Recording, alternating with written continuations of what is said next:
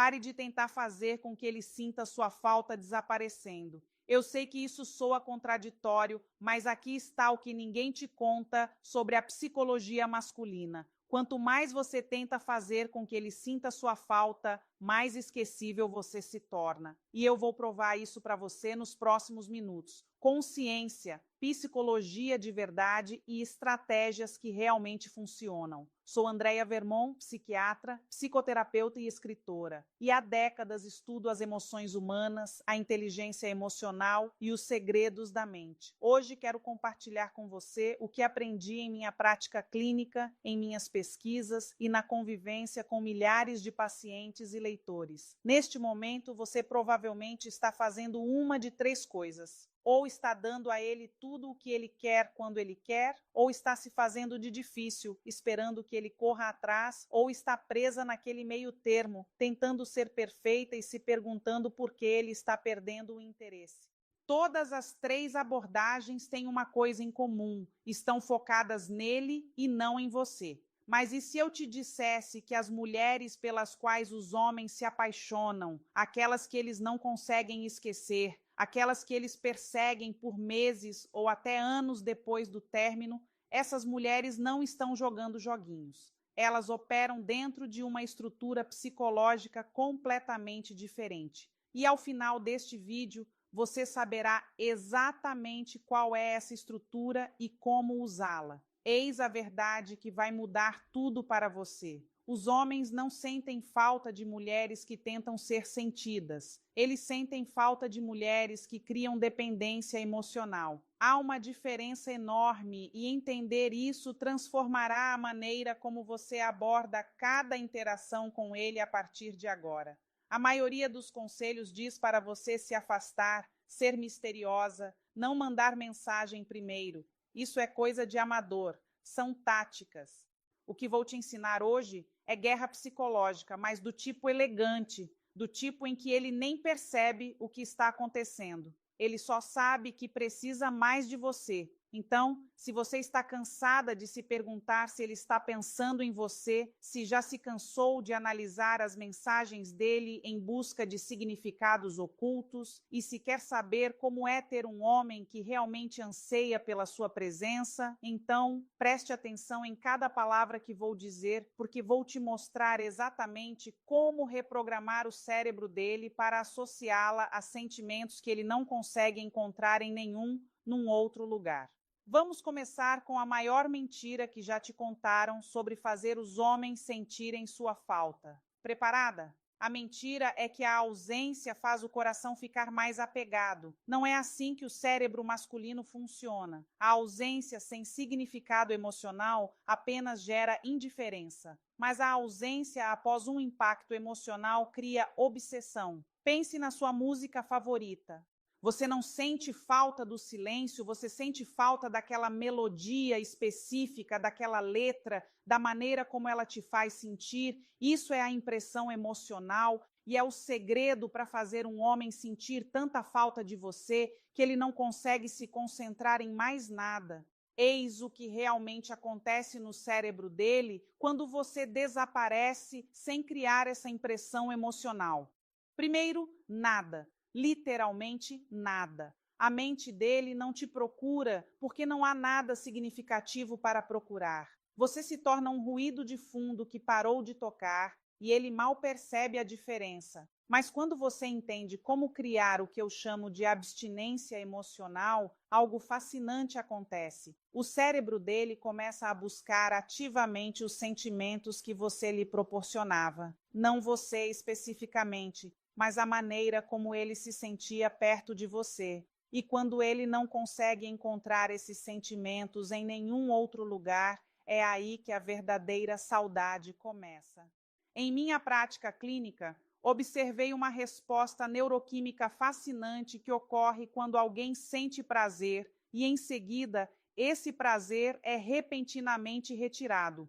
O cérebro libera a dopamina, não quando conseguimos o que queremos, mas quando estamos antecipando a conquista do que queremos. Essa antecipação cria um ciclo de desejo intenso que é incrivelmente poderoso. Muitas mulheres ativam esse ciclo ao contrário. Elas fornecem doses constantes de dopamina por meio de mensagens de texto, atenção e disponibilidade. Depois se perguntam: por que se afastarem não gera desejo? É porque elas nunca criaram a lacuna de antecipação em primeiro lugar. Então, como criar um distanciamento emocional em vez de simplesmente desaparecer?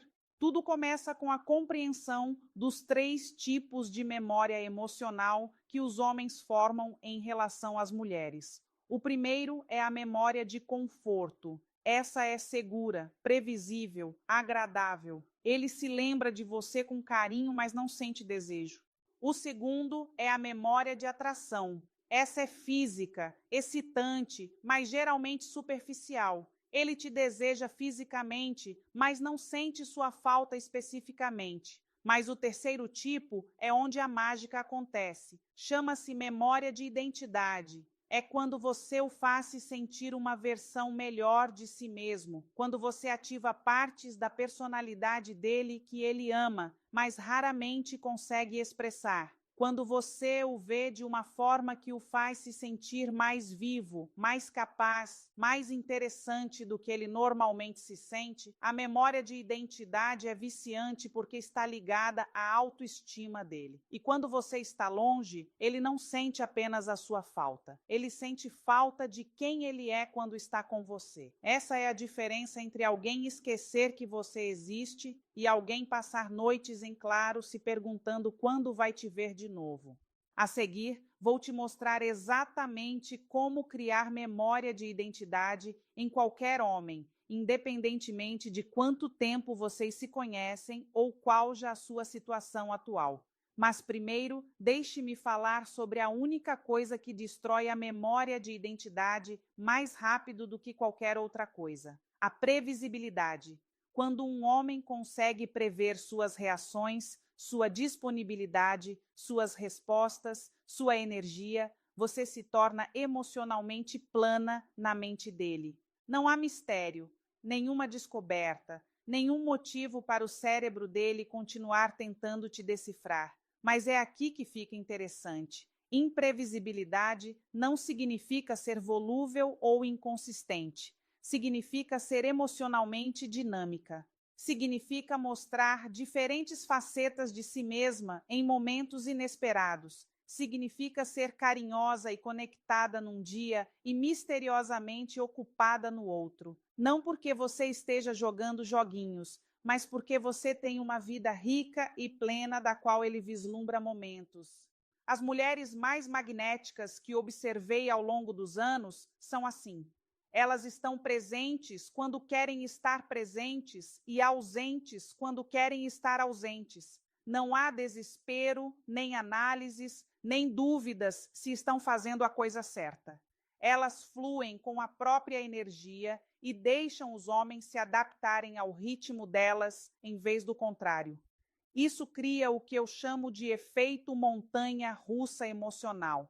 Não o tipo prejudicial em que você oscila entre o calor e o frio, mas o tipo intrigante em que ele nunca sabe ao certo qual versão de você vai encontrar e todas elas o fascinam. Agora deixe-me mostrar exatamente como criar uma memória de identidade com qualquer homem a partir de hoje à noite. A chave é aprender a refletir para ele as partes de si mesmo que ele ama, mas que não consegue expressar com frequência suficiente. Todo homem tem aspectos ocultos da sua personalidade, dos quais se orgulha, mas raramente demonstra. Talvez ele seja engraçado, mas trabalhe num emprego sério. Talvez seja criativo, mas passe a maior parte do tempo sendo prático. Talvez seja aventureiro, mas leve uma vida rotineira. Talvez seja inteligente, mas esteja rodeado de pessoas que não apreciam esse seu lado. Sua missão é se tornar a mulher que enxerga e celebra esses aspectos ocultos. não de forma óbvia, mas sutilmente. Quando ele fizer uma piada, não ria simplesmente. Diga que ele tem um senso de humor único. Quando ele compartilhar uma ideia, não concorde apenas. Diga que ele tem uma mente interessante. Quando ele correr um pequeno risco, reconheça seu espírito aventureiro. Eis a chave. A maioria das mulheres elogia os homens por coisas óbvias, sua aparência, seu trabalho, seus bens. Mas os elogios que criam uma memória de identidade são aqueles que reconhecem traços de caráter, peculiaridades da personalidade e maneiras de ser que ele valoriza, mas raramente ouve serem reconhecidas. Quando você faz isso consistentemente, algo mágico acontece no cérebro dele. Você passa a ser associada à versão favorita dele de si mesmo, e os homens se tornam viciados em pessoas que os fazem sentir-se no seu melhor. Mas aqui está a parte crucial que a maioria das mulheres ignora. Depois de criar essa memória de identidade, depois de mostrar a ele essa versão dele, você precisa criar espaço para que ele sinta falta dela. Você não pode estar disponível o tempo todo para lhe proporcionar essa sensação. É aí que entra o distanciamento emocional. É aqui que a ausência estratégica se torna poderosa. Não uma ausência aleatória, nem uma ausência manipuladora, mas um espaço intencional que permite que a impressão emocional que você criou ecoem na mente dele. Vamos falar sobre a arte da presença e ausência estratégicas. Não se trata de desaparecer aleatoriamente ou se fazer de difícil. Trata-se de entender o ritmo emocional e usá-lo para criar uma atração psicológica quase irresistível. Aqui está a estrutura que desenvolvi ao longo de décadas observando relacionamentos bem-sucedidos. Eu a chamo de método dos picos e vales. Você cria picos emocionais por meio de conexões significativas e vales através da ausência estratégica. O contraste entre esses dois estados é o que cria o desejo. Durante os momentos de ápice, você está totalmente presente, você está envolvida, você está mostrando aquela parte oculta de si mesma, você está refletindo as melhores qualidades dele, você está criando profundidade emocional. Essas interações não precisam ser longas. Às vezes, os apps mais poderosos são momentos breves, porém intensos, de conexão. Então, em vez de manter essa mesma energia constantemente, você cria um vale, você se torna menos disponível, não de uma forma fria, mas de uma forma misteriosa. Você tem outras coisas acontecendo, você nem sempre está disponível, você está vivendo a sua vida e ele consegue fazer parte dela às vezes, não o tempo todo. O período do vale é crucial porque é quando a mente dele processa o que aconteceu durante o ápice, é quando a memória emocional se solidifica, é quando ele começa a ansiar pela próxima experiência de ápice com você. A maioria das mulheres tem medo dos vales. Elas pensam que isso significa perder a conexão, mas os vales são, na verdade, o que tornam os ápices significativos. Sem contraste, não há intensidade. Sem espaço, não há saudade. Veja como aplicar isso na vida real. Digamos que você tenha uma conversa incrível com ele numa noite. Ótima conexão, risadas, profundidade. Esse é o ápice. Em vez de tentar recriar essa mesma energia imediatamente por mensagens ou ligações, você dá espaço. Você se torna um pouco menos disponível nos próximos 1 ou 2 dias. Você o deixa absorver essa experiência positiva sem diluí-la. Durante o período de afastamento emocional, você não o ignora completamente, mas também não o procura. Você se mantém neutra, mas receptiva quando ele entra em contato. Você está focada na sua própria vida. Você cria um mistério sobre o que está fazendo e com quem está. O que acontece durante esse período é fascinante. O cérebro dele começa a reproduzir a experiência do ápice. Ele começa a se perguntar quando isso acontecerá novamente. Ele começa a pensar no que você está fazendo. A memória emocional de como ele se sentiu bem com você começa a se intensificar porque não está sendo diluída pelo contato constante. Agora vamos falar sobre táticas específicas para criar esse distanciamento emocional em diferentes situações, começando pelas mensagens mensagens de texto, porque é aí que a maioria das mulheres se sabota sem perceber.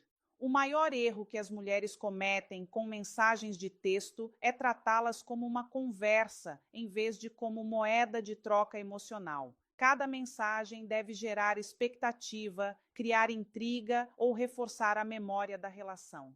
Enviar mensagens apenas para preencher o silêncio ou manter contato constante. Na verdade, funciona contra você. Aqui está uma estratégia poderosa para mensagens de texto. Em vez de perguntar como foi seu dia, tente algo como: acabei de pensar em algo que você disse ontem. Ficou na minha cabeça. Então, não explique imediatamente. Deixe que ele pergunte o que era. Isso cria curiosidade e mostra que ele está se esforçando para manter o contato mesmo quando vocês estão distantes. Outra abordagem é a mensagem de retorno. Mencione algo específico de uma conversa anterior que tenha mostrado a personalidade dele de forma positiva. Vi algo hoje que me lembrou daquela história que você contou sobre sua viagem ao Japão. Seu lado aventureiro é muito atraente. Isso reforça a memória da relação enquanto gera uma pequena dose de dopamina. Mas aqui está a chave para as mensagens de texto. Não esteja constantemente disponível para responder. Não tente acompanhar o tempo de resposta dele. Não se sinta obrigada a manter as conversas. Às vezes, envie algo interessante e depois desapareça por algumas horas. Deixe-o se perguntando o que você está fazendo. Isso não significa ser rude ou jogar joguinhos. Significa ter uma vida além do celular. Significa valorizar seu tempo e energia. Significa entender que a disponibilidade imediata diminui o seu valor percebido na mente dele. Agora vamos abordar o elefante na sala. E se você já estiver disponível demais, e se você for a primeira a mandar mensagem, sempre respondendo imediatamente, sempre sendo prestativa, é possível reverter isso? Com certeza. Mas isso requer uma mudança estratégica que pode parecer desconfortável no início. A chave é criar o que eu chamo de quebra de padrão. Você precisa quebrar o ritmo previsível que estabeleceu e criar curiosidade sobre a mudança. Veja como fazer isso sem ser dramática ou óbvia. Comece diminuindo gradualmente sua disponibilidade. Não passe de mandar mensagens o dia todo para um silêncio absoluto. Isso é muito brusco e provavelmente terá o efeito contrário. Em vez disso, torne-se um pouco menos responsiva gradualmente. Se você costuma responder em 5 minutos, comece a demorar 30. Se você costuma mandar mensagem de bom dia primeiro, às vezes pule essa etapa. Se você está sempre livre quando ele quer sair, comece a ter outros planos ocasionalmente. O objetivo é criar uma sutil confusão na mente dele. Ele deve começar a se perguntar por as coisas parecem diferentes, mas sem conseguir identificar exatamente o que mudou. Essa confusão cria envolvimento mental, e o envolvimento mental é o primeiro passo para o desejo. Em minha experiência clínica, observei que quando alguém está sempre disponível, o cérebro o categoriza como um recurso que sempre estará lá. Não há urgência, nenhum medo de perda, nenhum motivo para priorizá-lo. Mas quando a disponibilidade se torna incerta, o cérebro recategoriza essa pessoa como algo que pode ser perdido, o que desencadeia um comportamento de busca. Mas você precisa ter cuidado durante essa transição. Não se torne fria ou distante. Não o castigue por sua disponibilidade excessiva anterior. Simplesmente torne-se mais seletiva sobre quando e como você interage. Mostre a ele que seu tempo e energia são recursos valiosos que ele precisa conquistar para ter acesso. Agora vamos falar sobre o cenário pós-érmino, porque é quando os princípios do afastamento emocional são mais eficazes. Se você terminou recentemente com alguém e quer que essa pessoa sinta muita saudade, a primeira coisa que você precisa entender é que seus instintos provavelmente estão errados. Seus instintos estão dizendo para você entrar em contato, explicar, consertar as coisas, mostrar a ele o que ele está perdendo. Todos esses instintos trabalham contra você. Eles diminuem o mistério, reduzem seu valor e impedem que o processo de afastamento emocional funcione. Em vez disso, você precisa desaparecer completamente por um período significativo, não apenas do celular dele, mas de toda a consciência dele, sem interação nas redes sociais, sem aparecer onde ele possa estar, sem contato por meio de amigos em comum. Você precisa se tornar um fantasma.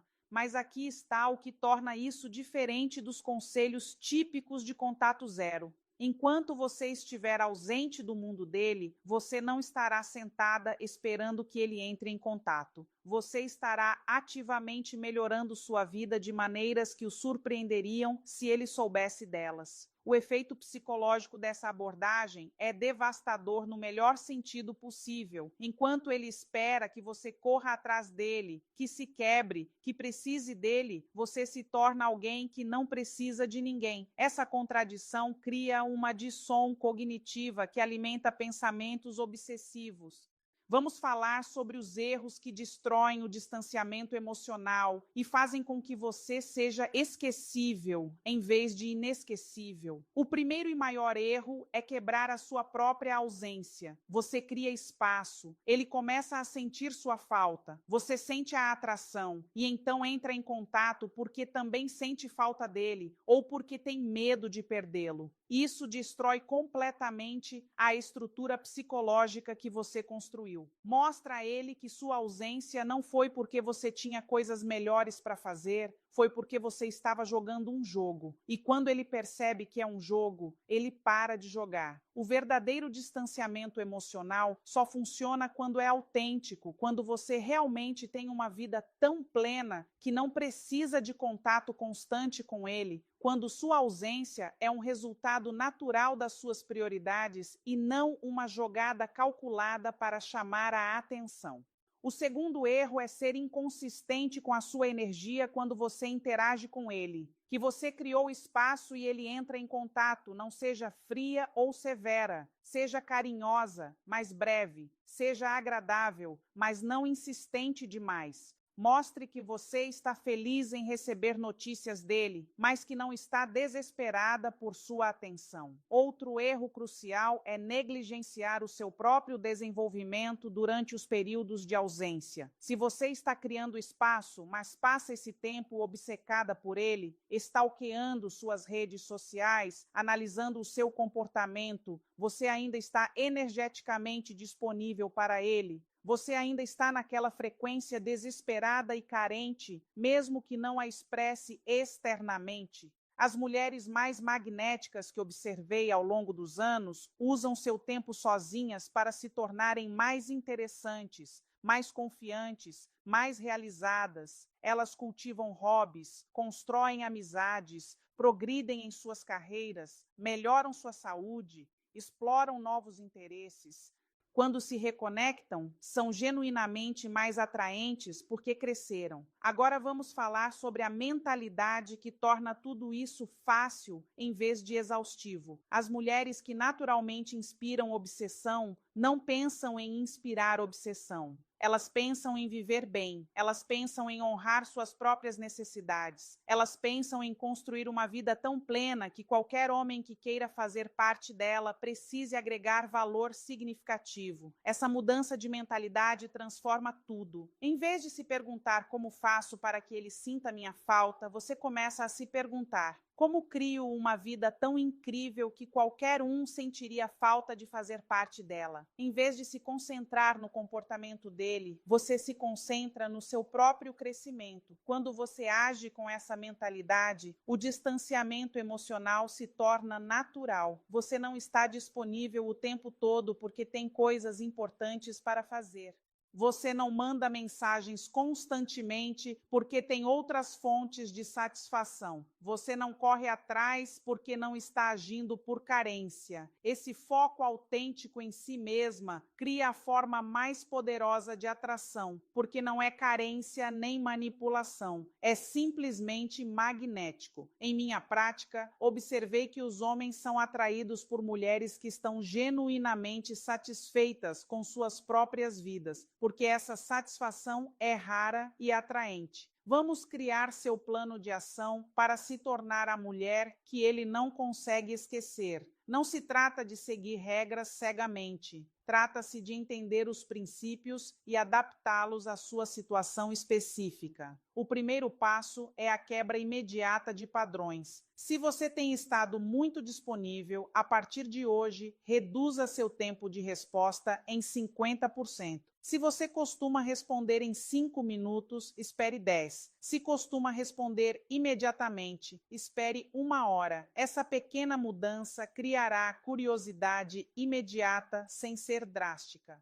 O segundo passo é a auditoria de energia. Analise suas interações com ele na última semana. Quanta da sua energia emocional foi direcionada a ele em comparação com a sua própria vida e objetivos? A proporção não deve ser superior a 30% para ele e 70% para você. Se estiver desequilibrada para o outro lado, você precisa trabalhar nisso. O terceiro passo é criar experiências marcantes. Na próxima vez que interagir com ele, concentre-se inteiramente em criar uma profundidade emocional. Faça perguntas que revelem a personalidade dele. Compartilhe algo genuíno sobre você.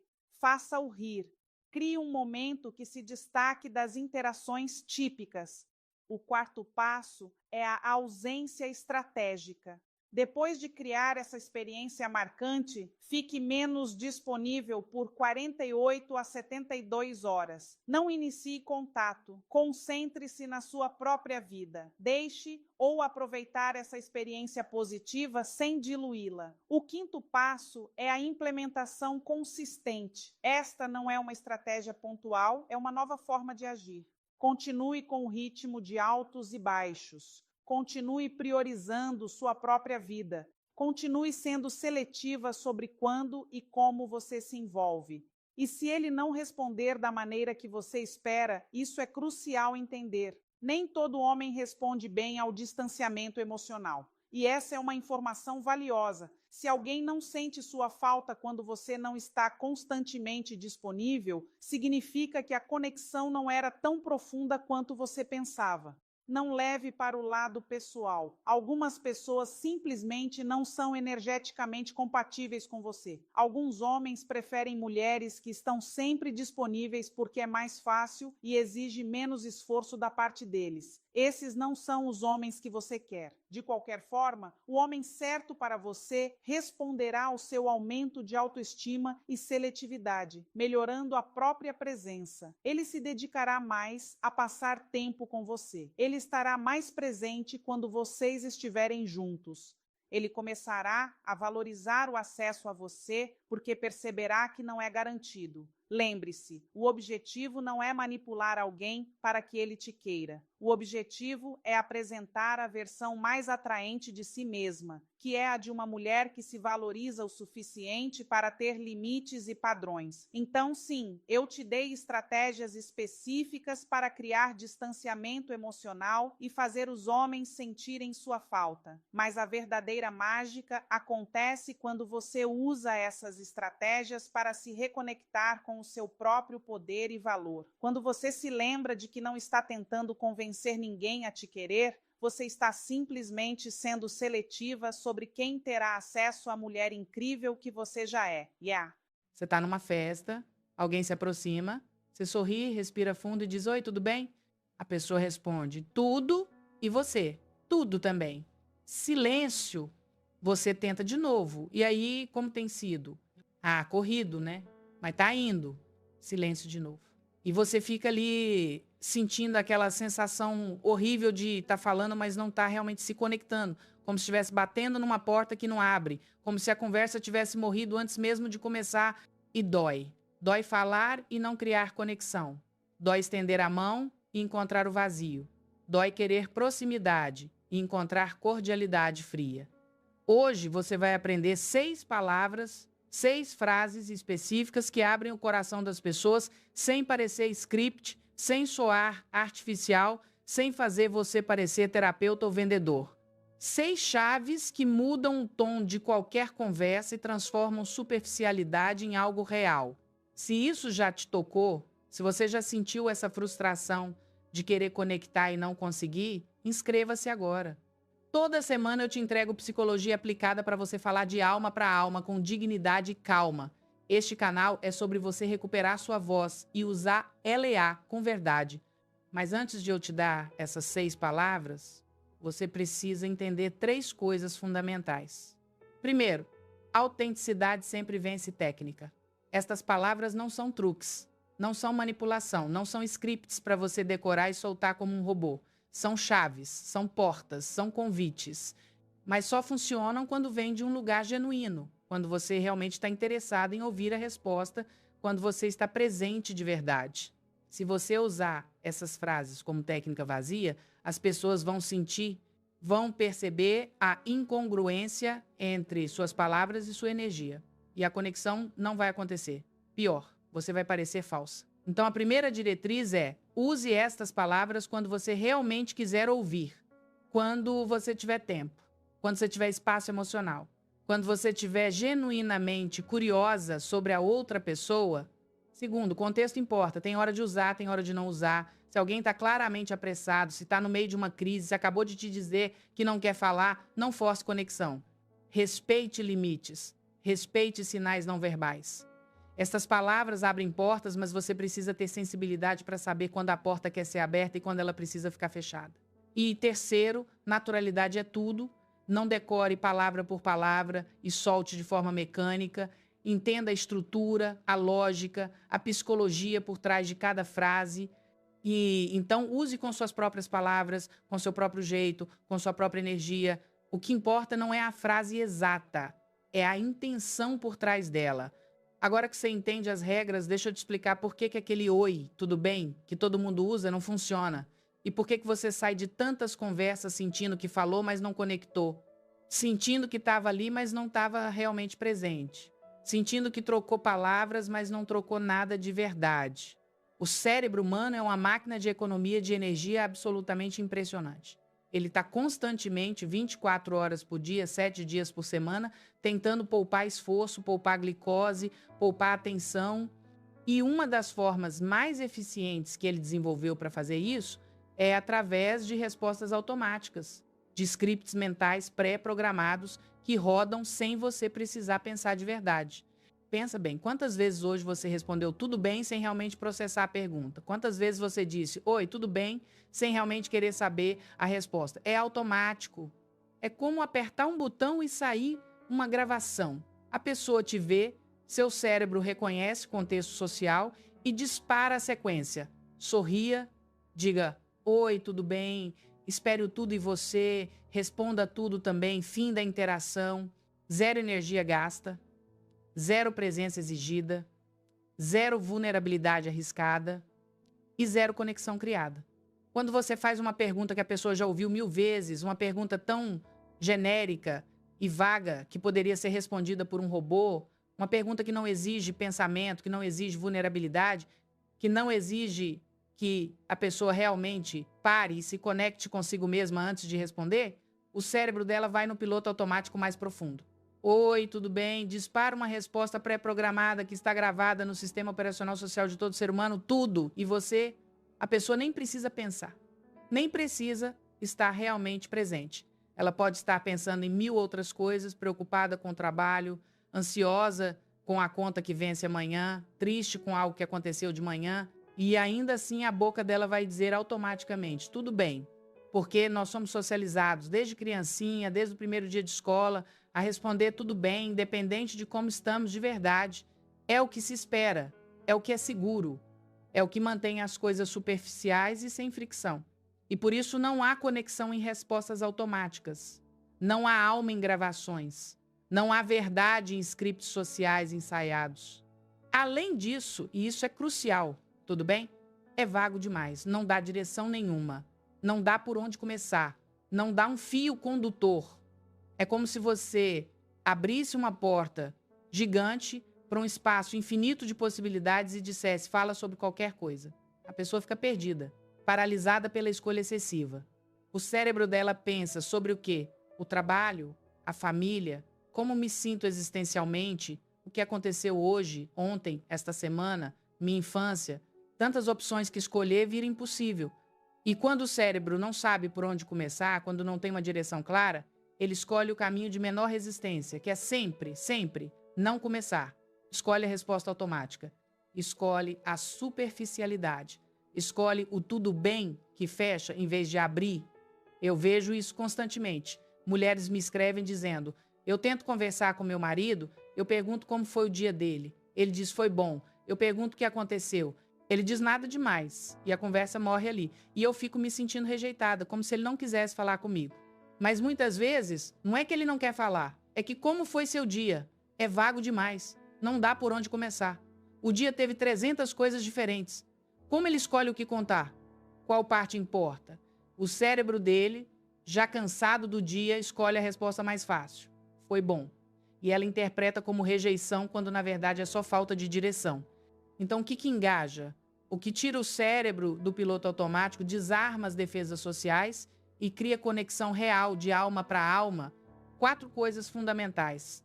E você precisa entender cada uma delas profundamente. Curiosidade respeitosa, validação, segurança e direção. Curiosidade respeitosa é quando você demonstra interesse genuíno sem invadir territórios emocionais que a pessoa ainda não te convidou para entrar. É quando você faz uma pergunta que mostra que você se importa de verdade, que você prestou atenção, que você vê a pessoa além da superfície, mas que ao mesmo tempo a pessoa pode escolher quanto compartilhar, pode modular o nível de profundidade, pode dizer: não quero falar sobre isso agora, sem se sentir mal. É a diferença entre perguntar por que você está triste, que pode soar invasivo, acusatório, que coloca a pessoa na defensiva, e perguntar: você parece pensativa, quer dividir o que está na sua cabeça, que oferece espaço, mas não exige. Uma força, outra convida. Validação é quando você reconhece a experiência, a emoção, a perspectiva da pessoa, antes de tentar consertar, aconselhar, corrigir ou apresentar seu ponto de vista. É quando você faz a pessoa se sentir vista e ouvida no nível mais fundamental. Não concordada necessariamente, não resolvida, mas vista, reconhecida, legitimada. É dizer: faz sentido você estar chateada com isso, antes de dizer: mas talvez ele não quis dizer daquele jeito. É dizer: eu entendo por que você está assustada, antes de dizer: mas não há razão para ter medo. É reconhecer a emoção como válida, como legítima, como compreensível dentro do contexto daquela pessoa, mesmo que você tivesse reagido diferente na mesma situação. E aqui está o que a maioria das pessoas não entende. Validação não é concordância. Você pode validar a emoção de alguém sem concordar com a ação que ela quer tomar. Você pode validar a dor de alguém sem concordar com a interpretação que ela fez do que causou a dor. Validação é sobre reconhecer humanidade, não sobre dar razão. Segurança é quando você cria um espaço onde a pessoa sabe, não racionalmente, mas visceralmente, que não vai ser julgada, interrompida, corrigida no meio da frase, diminuída, ridicularizada ou ter suas palavras usadas contra ela depois. É quando ela pode baixar as defesas porque seu sistema nervoso detectou que não há ameaça aqui. E isso acontece através de coisas sutis, através de você não pegar o celular enquanto ela fala, através de você não revirar os olhos, através de você não suspirar com impaciência, através de você não interromper para contar a sua própria história, que é parecida, mas pior. Através de você não dar conselhos não solicitados, disfarçados de preocupação. Segurança se constrói com consistência, com previsibilidade emocional, com a pessoa sabendo que você vai reagir com empatia, não com julgamento, que você vai segurar o espaço, não fazer sobre você, que você vai respeitar confidências, não espalhar depois. E direção é quando você dá um fio condutor, um ponto de partida específico, algo concreto, algo pequeno o suficiente para a pessoa conseguir agarrar e começar a puxar, sobre o qual a pessoa pode falar sem ter que fazer todo o trabalho mental gigantesco de decidir por onde começar, o que é relevante, o que você quer ouvir, quanto é demais. É a diferença entre como você está, que é um oceano infinito de possibilidades, e o que foi o mais intenso para você hoje, que é uma ilha específica nesse oceano. A pessoa pode pousar ali, pode começar dali. E dali, se ela quiser, pode nadar para outras partes. Mas ela tem um ponto de partida. E isso muda tudo. As 6 palavras que eu vou te dar agora fazem exatamente isso. Cada uma delas contém pelo menos 2 desses elementos. E juntas, elas criam uma conversa que não morre no tudo bem. Em 60 segundos, a primeira frase que quebra o gelo sem esforço e faz a pessoa querer continuar falando, a primeira frase é simples, quase óbvia, mas poucas pessoas usam de verdade. Me conta mais. 3 palavras, me conta mais. Quando usar, sempre que alguém compartilhar algo, qualquer coisa, mesmo que pareça pequena, e você perceber que há mais ali embaixo. Funciona em relacionamentos quando seu parceiro menciona algo sobre o dia. Funciona com amigos quando eles começam a contar uma história, mas param no meio. Funciona no trabalho quando um colega menciona um desafio. Funciona em família quando alguém deixa escapar uma emoção, mas não desenvolve. Por que funciona? Porque valida que o que a pessoa disse importa. Porque mostra que você está prestando atenção. Porque convida sem pressionar. Me conta mais não é invasivo como porquê, que pode soar como interrogatório. Não é vago como sério, que pode soar como descrédito. É um convite aberto. É espaço oferecido. É um sinal de que você tem tempo e interesses genuínos. Como dizer, com calma, com presença, olhando para a pessoa, não enquanto mexe no celular, não enquanto já está pensando no que vai dizer depois. Me conta mais precisa ser dito com o corpo todo, não só com a boca. Seu corpo precisa estar virado para a pessoa. Sua respiração precisa estar calma. Seu tom precisa ser de curiosidade, não de cobrança. Deixa eu te dar um exemplo real que ilustra perfeitamente o poder dessas 3 palavras. Uma amiga me disse, no meio de uma conversa casual enquanto tomávamos café: "Ah, tive uma semana difícil." E aqui está o que acontece na maioria das vezes quando alguém diz isso. A maioria das pessoas, com as melhores intenções do mundo, responde de uma dessas formas. Imagino todo mundo está passando por isso ultimamente, né? Ou, mas agora é fim de semana, esquece isso e aproveita. Ou, eu também, você nem imagina o que aconteceu comigo. Ou ainda, mas vai passar, tudo passa. Todas essas respostas, todas elas, fecham, minimizam a experiência da pessoa, dizendo que todo mundo passa por isso, então não é especial, não merece atenção particular. Desviam o foco, sugerindo que ela deveria simplesmente esquecer e seguir em frente, como se emoções funcionassem com botão de liga e desliga. Trazem o foco de volta para quem está respondendo, fazendo da dor dela um trampolim para falar da própria história, ou tentam consertar rápido com platitudes vazias que não ajudam ninguém de verdade. Eu não fiz nada disso. Eu parei o que estava fazendo, coloquei a xícara na mesa, olhei para ela e disse apenas: "Me conta mais." 3 palavras. E ela parou. Fisicamente parou. Como se aquelas palavras tivessem criado um espaço no tempo onde ela finalmente podia respirar. Ela respirou fundo, vi seus ombros relaxarem um pouco e ela começou. Sabe quando você sente que está dando tudo de você e ninguém percebe? Foi exatamente assim essa semana. Eu finalizei aquele projeto gigante no trabalho. Sabe aquele que eu estava obcecada há 3 meses? Trabalhei fins de semana, noites, acordei às 5 da manhã múltiplas vezes. E quando apresentei, meu chefe deu uma olhada rápida e disse: "Tá bom, manda pro cliente." Tá bom. Como se fosse qualquer coisa, como se não tivesse sido mês da minha vida. E então, porque eu não interrompi, porque eu continuei presente, porque meu corpo e meu rosto comunicavam que eu tinha tempo e espaço para ela, ela continuou. E o pior não foi nem isso. O pior foi chegar em casa e meu marido nem perguntar como foi a apresentação, nem lembrar que era essa semana. E eu me senti invisível, completamente invisível, como se eu pudesse desaparecer e ninguém notaria. Ela parou de novo, olhou para as próprias mãos e então continuou, mais baixo. E aquilo me jogou de volta para quando eu era criança. Meu pai nunca via nada que eu fazia. Eu podia trazer boletim com notas perfeitas, ele mal olhava. Podia fazer um desenho para ele deixava em qualquer canto e esquecia. E eu passei a infância toda tentando ser vista, tentando ser boa o suficiente para merecer atenção. E ali, naquele café numa tarde de quinta-feira, uma conversa que poderia ter morrido em semana difícil, se transformou em 30 minutos de conexão profunda. Ela chorou um pouco, eu segurei a mão dela. Ela falou sobre padrões que estava começando a ver, sobre como ela escolhia pessoas emocionalmente indisponíveis, sobre como ela estava cansada de mendigar reconhecimento. E tudo isso, todo esse desdobramento, toda essa vulnerabilidade, toda essa clareza aconteceu porque eu não tentei consertar, não tentei minimizar, não fiz sobre mim. Eu simplesmente criei espaço com 3 palavras. Me conta mais. Erro comum. usar me conta mais e depois interromper.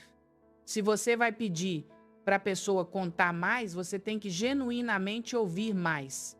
Não pode ser aquela pessoa que faz a pergunta e no meio da resposta já está pensando na própria história para contar. Não pode ser aquela pessoa que interrompe com conselhos não solicitados. Se você vai pedir, escute de verdade. Mini exercício de 30 segundos. Pensa agora numa pessoa da sua vida que ultimamente tem falado pouco, que tem se fechado, que você sente que tem algo acontecendo, mas ela não compartilha. Na próxima vez que ela mencionar qualquer coisa, qualquer deixa, diga, me conta mais e apenas escute. Não conserte, não aconselhe, só escute. Veja o que acontece. Tem um detalhe que mata a conexão mesmo com a frase certa e eu vou te contar já já. Mas antes, a segunda frase vai mais fundo e abre o coração em segundos. Fica comigo, porque agora eu vou te mostrar por que o cérebro boicota a conexão sem querer e como parar esse padrão antes que ele comece. A segunda frase tem duas versões. Você escolhe a que se encaixa melhor no momento. O que foi o mais difícil hoje? Ou o que foi o mais bonito hoje?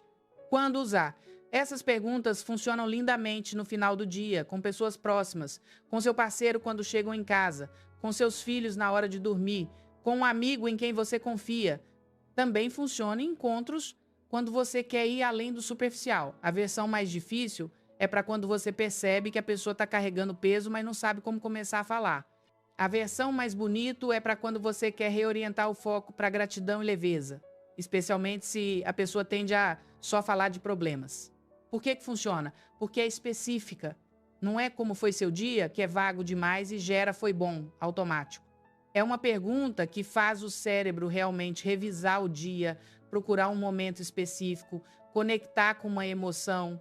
E ao perguntar sobre o mais difícil, você está dando permissão para a vulnerabilidade. Você está dizendo pode ser honesta, pode compartilhar a dificuldade. Eu aguento. Ao perguntar sobre o mais bonito, você está direcionando a atenção para o positivo de forma concreta, não genérica. Como dizer? Esta pergunta precisa de tempo. Não faça no meio de outra atividade. Sente, olhe, faça a pergunta e espere. Às vezes leva alguns segundos para a pessoa processar e acessar a resposta real. Não preencha o silêncio. Deixe o silêncio fazer o trabalho. E quando a pessoa responder, não julgue, não minimize, não compare, só valide.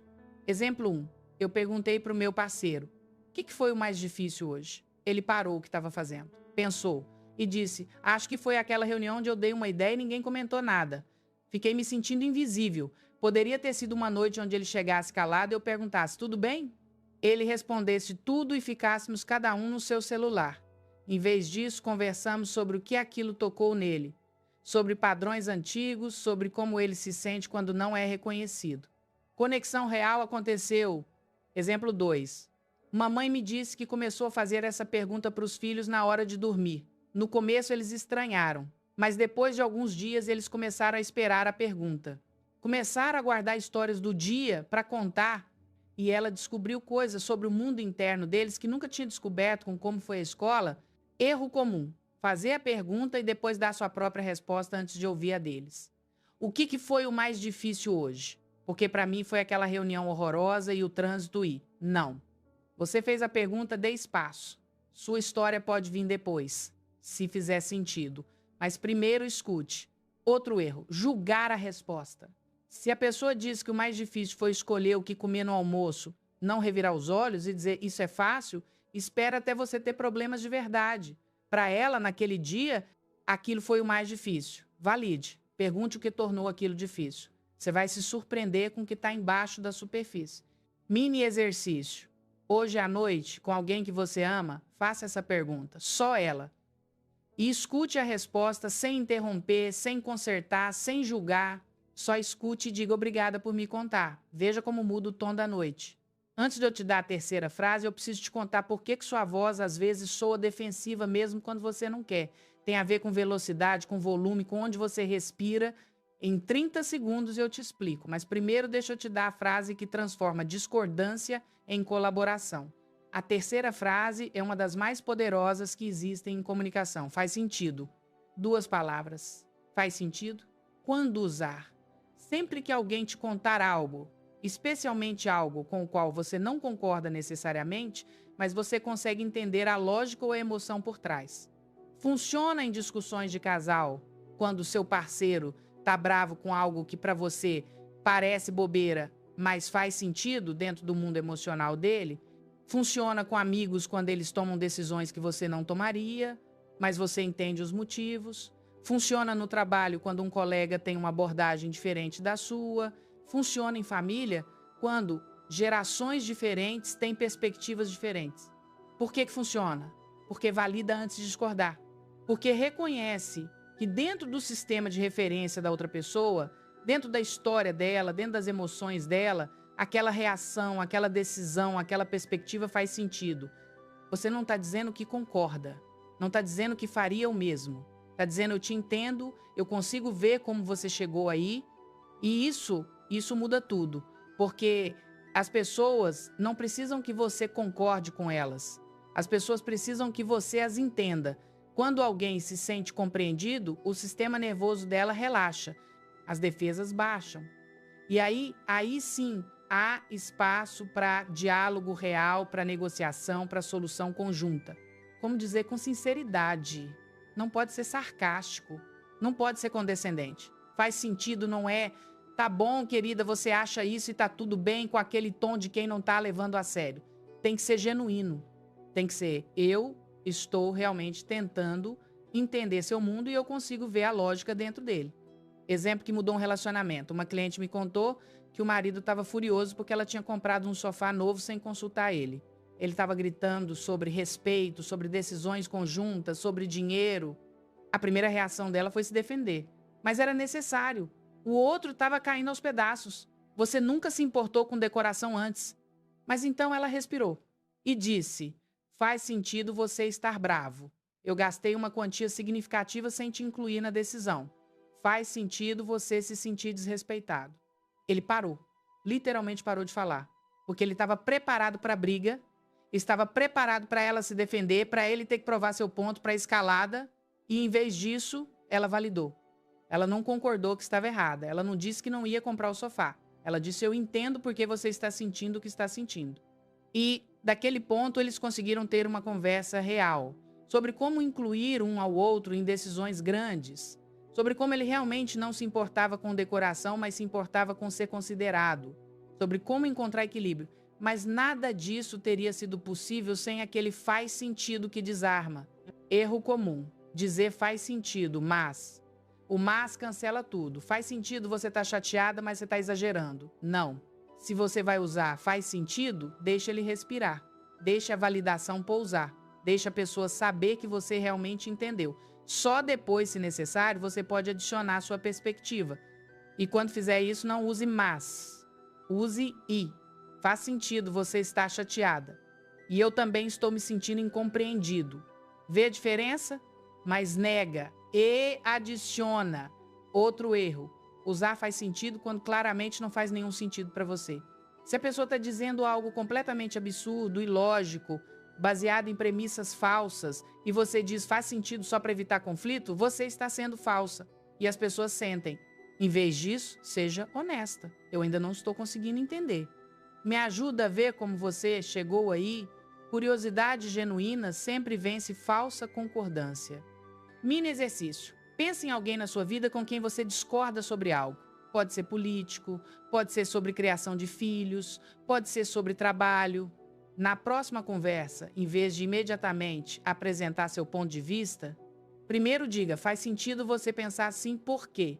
E complete com o que você realmente consegue entender da perspectiva dela, mesmo discordando. Veja como a conversa muda de tom. Não sai agora. Vem aí a frase que transforma eu tenho razão, você está errado, em vamos descobrir juntos. E eu vou te mostrar porque seu corpo sabota suas palavras quando você está tensa. A quarta frase cria colaboração onde antes havia cabo de guerra. Podemos pensar juntos? 4 palavras. Podemos pensar juntos? Quando usar? Sempre que tiver um problema, um desafio, uma decisão, um conflito, em vez de chegar com a solução pronta, com sua perspectiva, como a única certa, com exigências ou ultimatos, você convida a outra pessoa para co-criar com você Funciona em relacionamento quando vocês têm visões diferentes sobre algo? Funciona com filhos quando você quer que eles desenvolvam um pensamento crítico em vez de só obedecer? Funciona no trabalho quando há desacordos sobre estratégia? Funciona em qualquer situação onde há mais de um caminho possível? Por que funciona? Porque tira a dinâmica de adversários e coloca uma dinâmica de time. Não é mais eu contra você, é nós dois contra o problema. E quando o cérebro entende que vocês estão do mesmo lado, ele para de defender território e começa a buscar soluções. Além disso, essa frase respeita a autonomia e a inteligência da outra pessoa. Você não está dizendo aqui está a resposta, aceita. Você está dizendo eu respeito seu cérebro, sua experiência, sua perspectiva. Vamos juntar nossas mentes e ver o que criamos. E isso, especialmente com pessoas que tendem a ser controladoras ou defensivas, desarma completamente. Porque não há o que defender quando não há ataque. Não há o que controlar quando você está sendo incluído no processo. Como dizer, com genuína abertura. Se você já decidiu qual é a resposta certa e está usando essa frase só para manipular a pessoa a concordar com você, não vai funcionar. Ela vai sentir a incongruência. Podemos pensar juntos? Precisa vir de um lugar de verdadeira curiosidade sobre o que a outra pessoa vai trazer. Você tem que estar disposta a ter sua mente mudada. Tem que estar disposta a descobrir uma terceira opção que nenhum de vocês tinha pensado antes. Exemplo 1. Um casal estava brigando sobre onde passar as férias. Ela queria praia, ele queria montanha. Estavam há semanas nesse impasse, cada um apresentando argumentos, cada um tentando convencer o outro. Ninguém cedia. Finalmente ela disse, para. Podemos pensar juntos sobre o que realmente queremos dessas férias? Tipo, qual o sentimento que a gente quer ter? Eles sentaram, conversaram. Descobriram que ela queria relaxamento e ele queria aventura. E perceberam que ambos estavam certos, só que estavam focando em localizações específicas em vez de experiências. Acabaram escolhendo um lugar de montanha perto de um lago. Ela podia relaxar na água. Ele podia fazer trilhas. Mas nada disso teria acontecido se ela não tivesse parado a briga e convidado para o pensamento conjunto. Exemplo 2. Uma mãe estava tendo conflito constante com a filha adolescente sobre o horário de voltar para casa. A mãe queria 10 da noite. A filha queria meia-noite. Discussões diárias, gritos, portas batendo. A mãe mudou a abordagem. Sentou com a filha e disse, podemos pensar juntos sobre como criar um horário que te dê liberdade, mas que me deixe tranquila? Imediatamente a energia mudou. A filha parou de se sentir controlada e começou a pensar em soluções. Elas chegaram num acordo, 11 da noite durante a semana. Mas se ela mandasse mensagem avisando onde estava e com quem, podia estender até meia-noite nos fins de semana. Colaboração em vez de controle. Erro comum. Usar, podemos pensar juntos e depois dominar toda a conversa. Se você vai convidar para pensar junto, você tem que genuinamente dividir espaço. Não pode ser você falando 90% do tempo. Faça a pergunta, dê suas ideias e depois cale a boca. Pergunte o que você acha e escute. Escute de verdade. E valorize o que ela trouxer, mesmo que seja diferente do que você estava pensando. Outro erro. Rejeitar imediatamente as ideias da outra pessoa. Podemos pensar juntos? O que você acha? Acho que poderíamos fazer X. Não, isso não vai funcionar. Se você vai fazer isso, não pergunte. Se você perguntou, considere genuinamente. Pode não ser a solução final, mas pode ser parte dela. Pode inspirar uma terceira ideia. Mantenha a mente aberta. Mini exercício, tem alguma decisão pendente na sua vida? Algum problema sem solução? Em vez de ruminar sozinha, chame alguém afetado pela situação e diga, podemos pensar juntos sobre isso? E então, realmente faça isso. Pense junto, não dirija, colabore. Em 30 segundos, a chave para não virar interrogatório. E a quinta frase reduz resistência de forma mágica. A quinta frase é quase contraintuitiva, mas funciona como nada mais. O que seria um sim fácil agora? 6 palavras. O que seria um sim fácil agora? Quando usar. Quando você percebe que a pessoa está travada, sobrecarregada, resistente. Quando você está pedindo algo e encontra um não ou um não sei. Quando há paralisia por análise. Quando há medo de comprometimento. Esta pergunta funciona lindamente em negociações, em conversas sobre mudança de comportamento, em momentos onde você precisa de acordo, mas a pessoa está com o pé no freio. Por que que funciona? Porque reconhece que nem todo sim precisa ser grande, porque reduz a fricção. O cérebro resiste a grandes mudanças, a grandes comprometimentos, a grandes riscos. Mas pequenos passos, pequenos sims, isso o cérebro consegue processar. Além disso, essa pergunta transfere poder. Você não está dizendo faça isso. Você está perguntando o que você consegue fazer.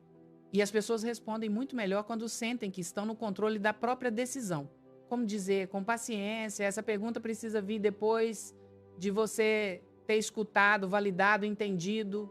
Se você chega de cara com o que seria um sim fácil, sem ter criado conexão antes, vai soar manipulador. Mas quando vem depois de empatia genuína, depois de você ter reconhecido as dificuldades da pessoa, aí ela funciona como magia. Exemplo transformador. Uma esposa estava tentando há meses fazer o marido procurar terapia. Ele estava claramente deprimido. Não saía da cama nos fins de semana, não tinha energia para nada. Mas cada vez que ela sugeria terapia, ele se fechava. Não preciso disso. Terapia não funciona. Estou bem. Ela estava frustrada, desesperada, sentindo que ele estava afundando e ela não conseguia ajudar. Então ela mudou a abordagem, sentou com ele num momento calmo e disse: eu vejo que você está sofrendo. E eu sei que terapia parece assustador. Não estou te pedindo para marcar sessão amanhã. Só quero saber, o que seria um sim fácil agora? Tipo, qual o menor passo que você conseguiria dar na direção de se sentir melhor? Ele pensou e disse: acho que eu conseguiria pesquisar terapeutas online, só olhar perfis, sem compromisso de ligar. Ela aceitou. Uma semana depois, ele tinha uma lista de 3 nomes. 2 semanas depois, ele mandou uma mensagem para um deles. 1 mês depois, estava na primeira sessão. Mas nada disso teria acontecido se ela tivesse continuado pressionando para o sim grande. Exemplo 2. Uma gerente tinha um funcionário que estava consistentemente atrasado. Ela já tinha dado advertências, já tinha explicado a importância, nada mudava. Em vez de mais uma bronca, ela sentou com ele e disse: eu sei que acordar cedo é difícil para você. Não estou pedindo para você chegar às 8 da manhã amanhã perfeitamente. O que seria um sim fácil? Que horas você acha que consegue chegar consistentemente? Ele disse 9, ela aceitou. Ele começou a chegar às 9, algumas semanas depois estava chegando às 8h45, porque ele não estava mais resistindo, estava colaborando. Erro comum: rejeitar o sim fácil porque não é grande o suficiente. Se a pessoa diz: acho que consigo fazer X pequeno, e você responde: só isso, mas precisa ser mais, você acabou de matar a motivação, aceite o sim pequeno, celebre, porque esses pequenos se acumulam. E mais importante, eles criam momentum. Uma vez que a pessoa dá o primeiro passo e vê que consegue, o segundo fica mais fácil. Outro erro: não dá tempo para a pessoa pensar. Você faz a pergunta e já fica olhando com expectativa e esperando resposta imediata. Deixa ela processar. Deixa ela acessar o que realmente é possível para ela naquele momento. Mini exercício. Tem algo que você quer que alguém faça, mas essa pessoa está resistindo. Em vez de pressionar, pergunte: o que seria um sim fácil agora? E aceite a resposta, por menor que seja. O que vem agora pode doer um pouco, mas liberta. A 6ª frase fecha com cuidado e abre futuro. Não vá embora agora. Em 1 minuto, o roteiro exato para encerrar conversas com elegância e deixar a porta aberta. E eu vou te revelar o segredo por trás de todas essas 6 frases. A 6ª e última frase fecha conversas com uma delicadeza rara. Antes de eu ir, o que eu não perguntei e é importante. 11 palavras. Antes de eu ir, o que eu não perguntei e é importante. Quando usar? No final de conversas significativas. Depois de reuniões. No fim de sessões de terapia ou coaching. Antes de sair de um encontro. No final de uma ligação importante. Depois de conversas difíceis. Sempre que você quer ter certeza de que a pessoa teve espaço completo para dizer o que precisava. Por que funciona? Porque reconhece uma verdade que todo mundo já viveu. Você termina uma conversa, a pessoa vai embora e aí você lembra: ah, não, eu queria ter falado aquilo. Ou você sai de uma reunião e pensa: deveria ter mencionado esse ponto. Essa frase previne isso. Ela dá uma última chance, um espaço final, uma rede de segurança. E sabe o que é mais lindo? Na maioria das vezes a pessoa vai dizer: acho que nada, conversamos bem. E aí você sabe, você realmente sabe que a conversa está completa. Mas naquelas vezes em que a pessoa diz, na verdade, tem uma coisa, e compartilha o que estava guardada, aí você acaba de salvar a conversa. Você acaba de chegar na informação mais importante, aquela que não teria vindo sem esse convite. Como dizer, no final, não no meio. Esta não é uma frase para acelerar conversa, é uma frase para fechar com cuidado. Você diz com presença, com tempo. Você realmente espera a resposta. Você não pode dizer isso já com a mão na maçaneta, já olhando para o relógio. Tem que ser genuíno. Exemplo que evitou uma crise. Um terapeuta sempre faz essa pergunta no final das sessões. 90% das vezes o cliente diz que está tudo coberto, mas tem aquele 10%. Uma vez, já nos últimos minutos, ele fez a pergunta. Antes de terminarmos, o que eu não perguntei é importante. A cliente, que tinha passado 50 minutos falando sobre o trabalho, hesitou e disse: na verdade, estou tendo pensamentos suicidas, mas não sei como começar a falar sobre isso. Aquela pergunta salvou a vida dela, literalmente, porque abriu espaço para ela dizer o que estava com mais medo de dizer, e eles puderam criar um plano de segurança imediatamente. Exemplo 2. Uma mãe começou a fazer essa pergunta para os filhos adolescentes depois de conversas difíceis. Antes de eu ir, o que eu não perguntei, e é importante, muitas vezes não havia nada, mas uma vez o filho dela disse: você perguntou sobre as notas, mas não perguntou se eu estou feliz na escola. E eu não estou. Aquilo abriu uma conversa completamente diferente. Sobre bullying, sobre isolamento, sobre coisas que ele estava guardando porque não havia espaço na conversa original. Erro comum: fazer a pergunta e depois minimizar o que vem. Se a pessoa diz, na verdade, tem uma coisa, e você responde, mas já está tarde, pode deixar para depois. Você acabou de ensinar essa pessoa a não confiar quando você oferece espaço. Se você vai perguntar, esteja preparada para ficar. Esteja preparada para adiar o que vem depois, se necessário. Ou seja clara. Eu tenho 5 minutos ainda. Se for algo rápido, podemos falar agora. Se for algo que precisa de mais tempo, vamos marcar um momento só para isso. Outro erro: perguntar de forma mecânica. Se você decorou a frase e solta todo o final de conversa sem estar realmente presente, vira ritual vazio. As pessoas vão sentir. Faça a pergunta quando você realmente quer saber, quando você realmente tem tempo, quando você está genuinamente aberta ao que pode vir.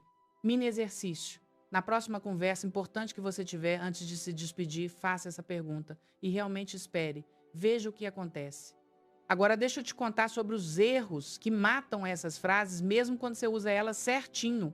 Porque você pode ter as palavras perfeitas, a intenção mais pura, e ainda assim destruir a conexão se você cometer esses erros. Erro número 1, virar interrogatório. E isso acontece mais do que você imagina. Você aprende essas 6 frases, fica animada, quer usar todas e acaba usando uma atrás da outra na mesma conversa. Me conta mais. O que foi o mais difícil? Faz sentido? Podemos pensar juntos. O que seria um sim fácil? O que eu não perguntei? A pessoa vai se sentir entrevistada, não conectada. Vai se sentir sob holofote, não em espaço seguro. Deixa eu te dar um exemplo. Uma mulher me escreveu dizendo que tinha tentado aplicar essas técnicas com o marido. Ela fez a primeira pergunta. Ele começou a responder. Ela fez a segunda pergunta. Ele continuou respondendo. Ela fez a terceira, a quarta, a quinta. No final, ele disse: por que você está me interrogando? Aconteceu alguma coisa? Ela tinha destruído a naturalidade tentando aplicar técnica demais. Escolha 1 ou 2 frases que fazem sentido no contexto daquela conversa específica. Deixe a conversa fluir naturalmente. Use silêncio, use presença, use escuta. Estas são ferramentas, não roteiro obrigatório que precisa ser seguido à risca. Erro número 2, consertar cedo demais. E esse é devastador porque vem de lugar bom. Você ama a pessoa, você quer ajudar, você não aguenta ver ela sofrendo. Então a pessoa começa a falar: você usa me conta mais, ela conta mais, ela está no meio de processar algo difícil e você já entra com sabe o que você devia fazer? Ou já tentou isso, ou aconteceu comigo também e o que funcionou foi: você acabou de roubar o processo dela, você acabou de fazer sobre você. Você acabou de transformar o momento de vulnerabilidade dela numa oportunidade para você mostrar que tem respostas. Deixa eu te contar uma história dolorosa. Uma cliente me disse que estava passando por depressão pós-parto severa. Ela finalmente reuniu coragem para contar para a mãe dela. Começou falando sobre o quanto estava difícil, sobre os pensamentos intrusivos, sobre o medo que sentia. A mãe dela 5 minutos dentro da conversa, disse: você só precisa sair mais de casa. Quando você nasceu, eu também fiquei assim, mas eu não ficava deitada me lamentando. Eu levantava e fazia as coisas. Minha cliente nunca mais compartilhou algo vulnerável com a mãe, porque aprendeu que vulnerabilidade com ela era porta para julgamento disfarçado de conselho, porta para minimização, porta para comparação. Resista ao impulso de consertar imediatamente. Às vezes a pessoa só precisa ser ouvida, só precisa que alguém testemunhe a dor dela sem tentar tirá-la dessa dor prematuramente. Só precisa que alguém sente com ela no escuro antes de acender a luz. Você não precisa resolver. Às vezes, muitas vezes, a conexão em si é suficiente, o ser vista é suficiente. O não estar sozinha é suficiente. E se a pessoa pedir conselho, se ela disser explicitamente o que você acha que eu deveria fazer, aí sim você pode oferecer perspectiva. Mas mesmo aí, ofereça, não imponha. Posso te dizer o que funcionou para mim. Não, você tem que fazer isso. Uma possibilidade seria, não a solução óbvia é, deixa ela com autonomia, deixa ela no poder sobre a própria vida. Erro número 3, velocidade errada. E isso estraga tudo de forma tão sutil que a maioria das pessoas nem percebe que está fazendo. Se você fala essas frases muito rápido, elas perdem 90% do impacto. Elas viram só mais palavras num fluxo de palavras. Não há peso, não há presença, não há convite real. Se você fala muito devagar, de forma artificial, soam como se você estivesse lendo um script, como se você estivesse tentando ser terapeuta, como se você não fosse genuína. Você precisa encontrar seu ritmo natural. E aqui está o segredo que mudou a forma como eu me comunico. Fale um pouco mais devagar do que você acha que deveria. A maioria das pessoas fala rápido demais quando está ansiosa. E velocidade comunica ansiedade, comunica pressa. Comunica preciso terminar isso logo. Desacelerar, conscientemente desacelerar, comunica calma. Comunica que você tem tempo. Comunica presença. Comunica segurança. Comunica não há pressa, você pode levar o tempo que precisar. Eu estou aqui. Pensa na última vez que alguém te ouviu com presença real. Chances são que essa pessoa falava devagar, pausava entre frases, deixava silêncio existir sem precisar preencher. E aquilo te fez sentir segura para compartilhar mais. Erro número 4, tom errado. E isso é onde a maioria das pessoas destrói tudo sem nem perceber. Porque você pode dizer as palavras perfeitas com o tom errado e matar qualquer possibilidade de conexão. Me conta mais, dito com impaciência, com aquele tom de vamos logo que eu tenho outras coisas para fazer, não funciona. A pessoa vai sentir que você está perguntando por educação, não por interesse real. Vai sentir que é um peso, vai se fechar. Faz sentido dito com sarcasmo, com aquele tom de claro que faz sentido para você, mas é obviamente ridículo, não valida, destrói, humilha, faz a pessoa se sentir pequena e estúpida. Podemos pensar juntos, dito com superioridade, com aquele tom de deixa eu te ensinar como pensar direito, porque claramente você não sabe. Não cria colaboração, cria ressentimento, cria dinâmica de pai e filho, não de iguais. O tom importa infinitamente mais que as palavras. Você pode dizer as palavras perfeitas com o tom errado e matar a conexão. E pode dizer palavras imperfeitas com o tom certo e criar magia. Então, como garantir que seu tom está certo? Você verifica a intenção. Você se pergunta, estou realmente curiosa ou estou fazendo isso porque aprendi que devo? Se a resposta for a segunda, não faça. Espere até estar genuinamente presente, porque as pessoas sentem, sempre sentem. Erro número 5, corpo incongruente. E esse é mortal porque o corpo comunica muito mais que palavras.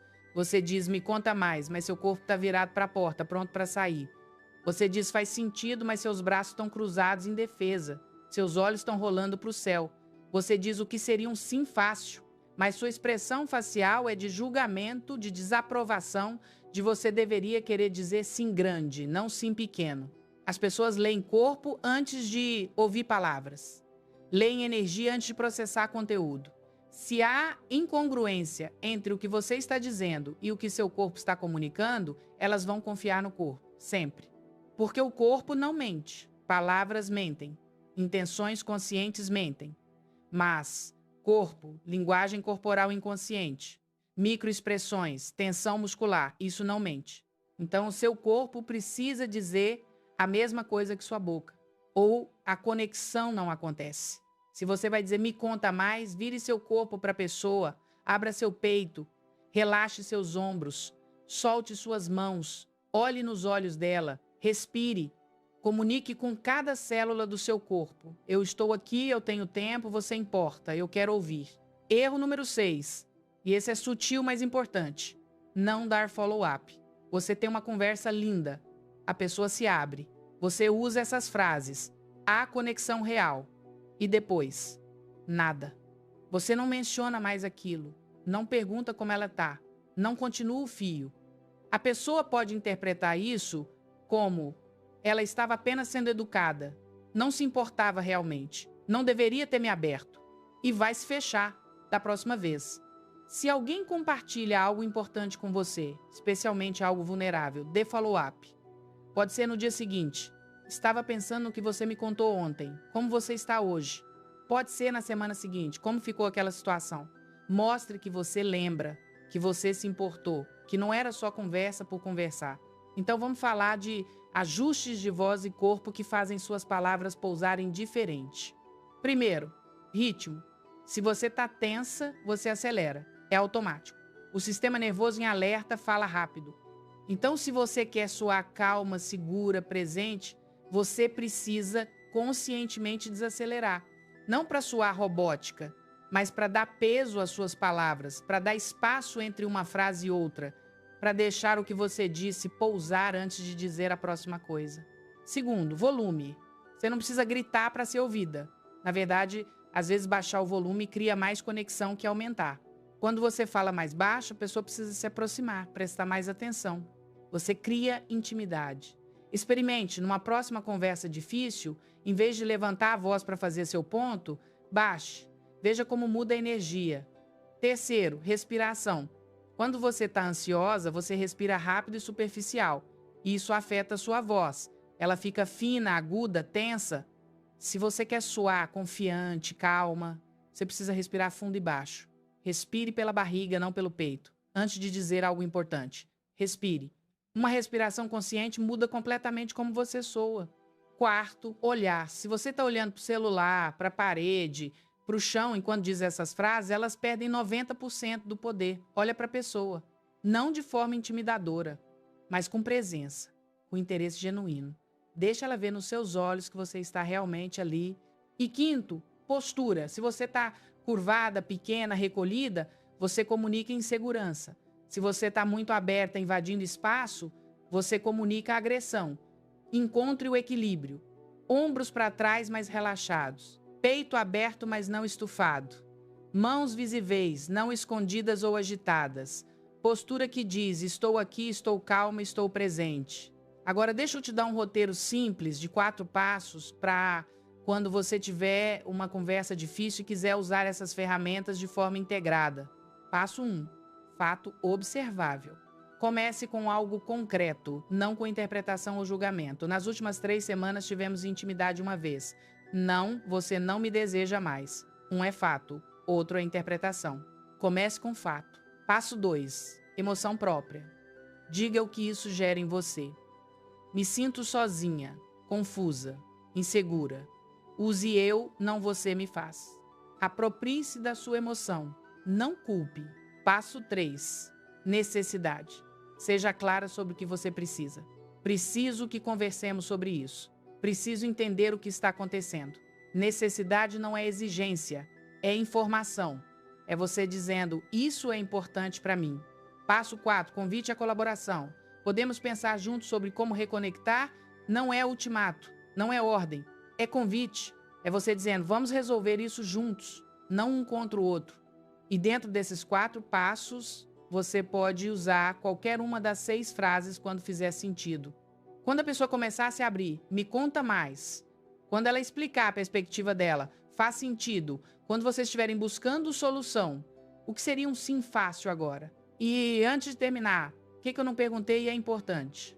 Agora quero que você faça algo. Quero que você vá nos comentários e me conta.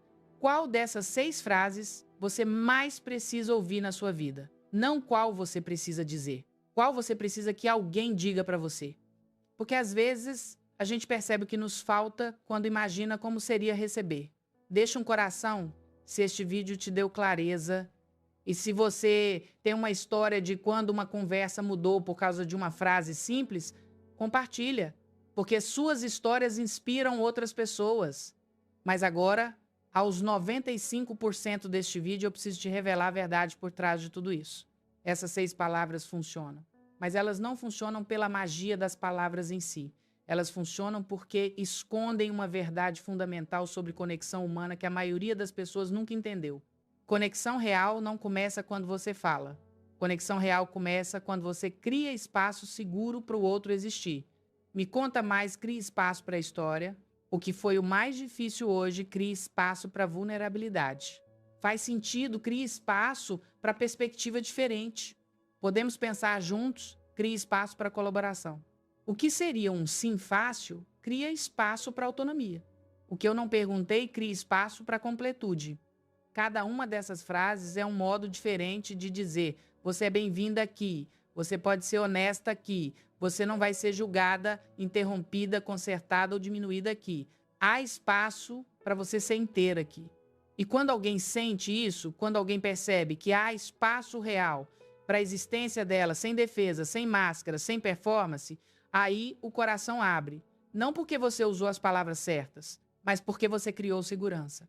A maioria das pessoas passa a vida tentando ser interessante nas conversas, tentando ter as histórias certas, as piadas certas, as opiniões certas, tentando impressionar. Mas conexão não vem de impressionar, vem de acolher, vem de criar espaço, vem de fazer a outra pessoa se sentir vista, ouvida, compreendida. E você faz isso não falando mais, faz isso falando menos e ouvindo mais. Faz isso não tendo todas as respostas, mas fazendo as perguntas certas. Faz isso não consertando, mas validando. Faz isso não controlando, mas colaborando. Então aqui está seu checklist final. 6 coisas para você aplicar hoje. 1. Em cada conversa, fale menos do que você ouve. Proporção de 1 para 2. Para cada coisa que você diz, deixa a outra pessoa dizer 2. 2.